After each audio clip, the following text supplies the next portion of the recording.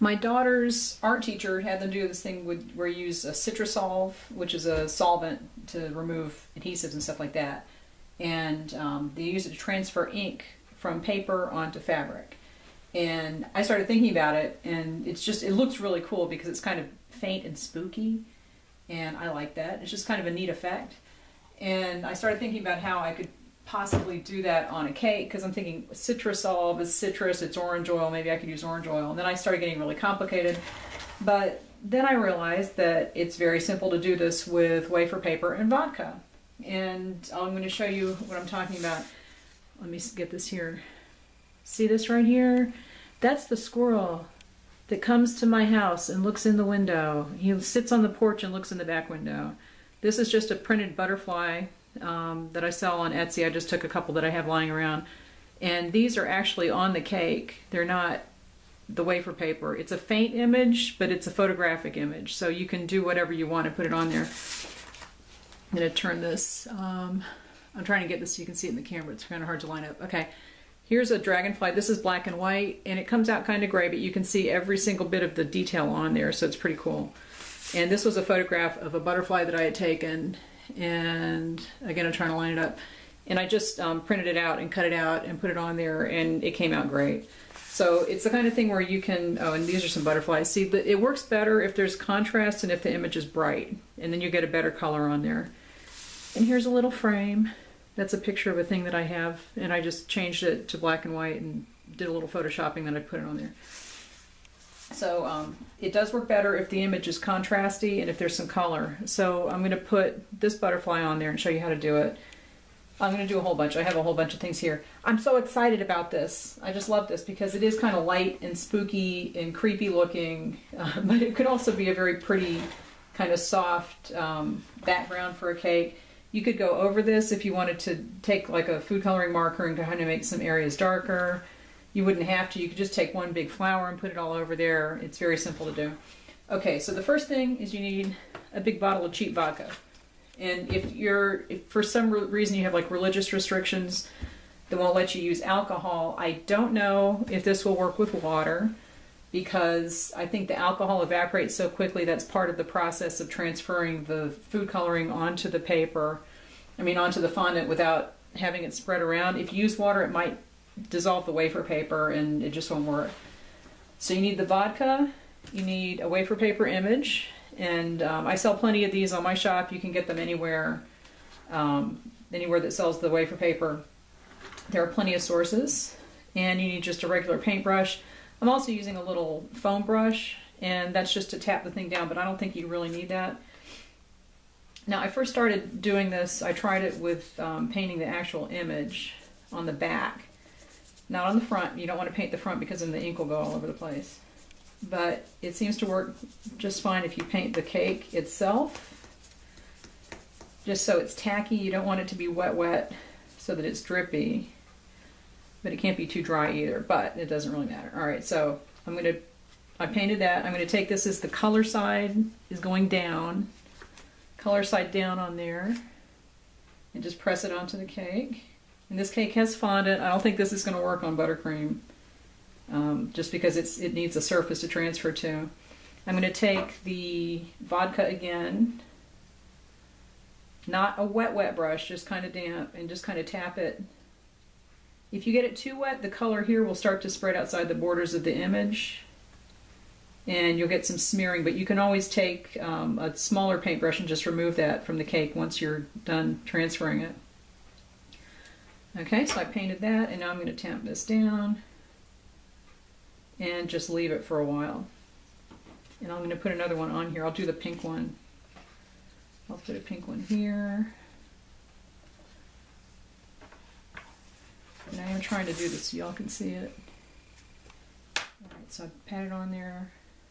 Take a little bit more vodka. I apologize if I'm moving the cake around and you can't see it. I'll try to keep it in the frame. It's just I'm trying to pay attention to too many things at once. Alright, so I have it on there with vodka on both sides. I'm going to press this down. Okay. And maybe one more. I'll put one right here. Now I'll put the image side down so the food coloring is against the cake. Wettish brush, not tremendously wet.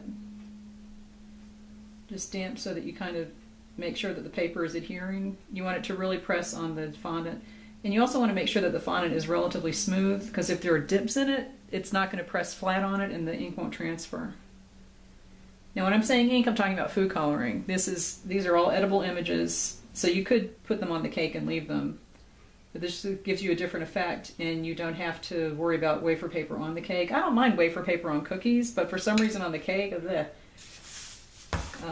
it just kind of dries hard. You don't want to eat that.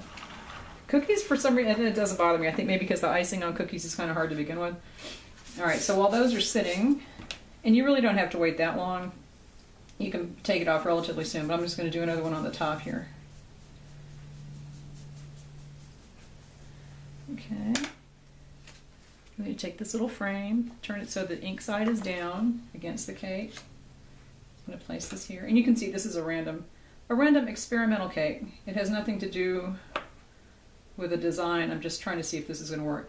Now this is black and white, and I don't want to smear it too much, so I'm just going to kind of dab the paintbrush vertically so that it gets the wafer paper wet, but I'm not going to stroke it too hard because I don't want the ink to spread too much.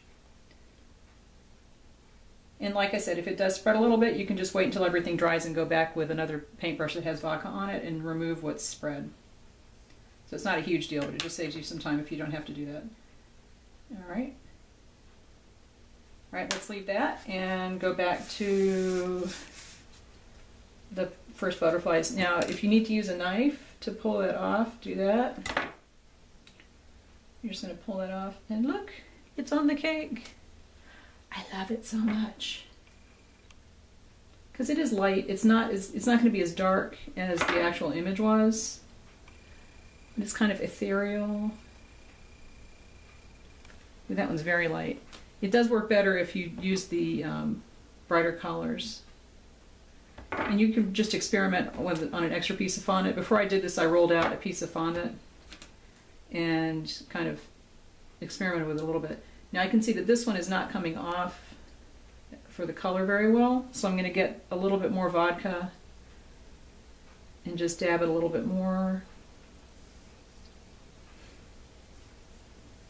just to make sure that the food coloring is getting wet enough to transfer.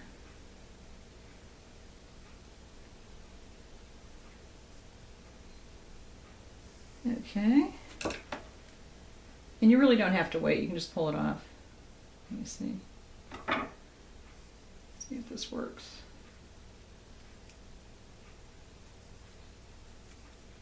Part of it came off.